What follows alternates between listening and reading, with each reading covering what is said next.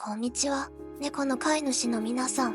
今日は、猫との関係をより良くするために知っておくべき重要な情報をお届けします。猫は独立心が強く、神秘的な動物ですが、彼らを理解し、適切に扱うことはとても重要です。今回は、猫に嫌われる行動7選について詳しく見ていきましょう。行動1、強引な抱っこや触れること。猫は自由を愛する動物です。無理に抱っこしたり、撫でたりすると、猫は不快に感じることがあります。猫がリラックスしている時に、そっと声をかけながら近づき、反応を見てから触れるようにしましょう。行動に、大きな音や急な動き。猫は鋭い聴覚を持っており、大きな音や予期せぬ動きに敏感です。掃除機の音や、突然の叫び声などは、猫を驚かせてストレスを与える可能性があります。日常生活で騒音を避け、穏やかな環境を保つことが大切です。行動3、無視すること。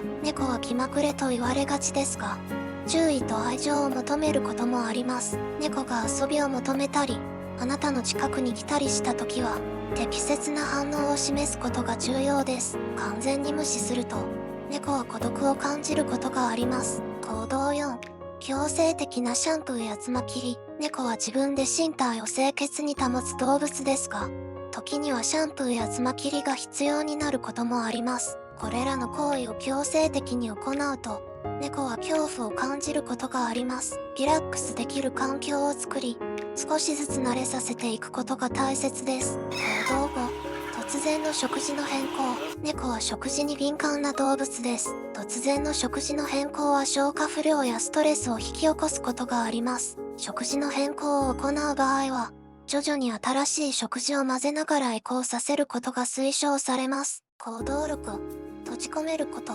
猫は探検好きな動物です。部屋やケージに閉じ込めると、猫はストレスを感じることがあります。安全な環境を確保しつつ、可能な限り自由に動き回れるスペースを提供しましょう。行動7、無理な社会化。猫は個体によって社交性に大きな差があります。無理に他のペットや人との交流を強制すると、ストレスや攻撃性の原因となることがあります。猫のペースに合わせ、徐々に慣れさせることが重要です。まとめ、猫との豊かな関係を築くためには、彼らの気持ちを理解し、尊重することが必要です。今回紹介した7つの行動を避けることで、あなたとあなたの猫の関係はより深まるでしょう。猫との生活を楽しんでください。この動画がお役に立ったら、ぜひグッドボタンを押してください。また、猫のお世話や行動に関するさらなる情報が欲しい方は、チャンネル登録をお忘れなく。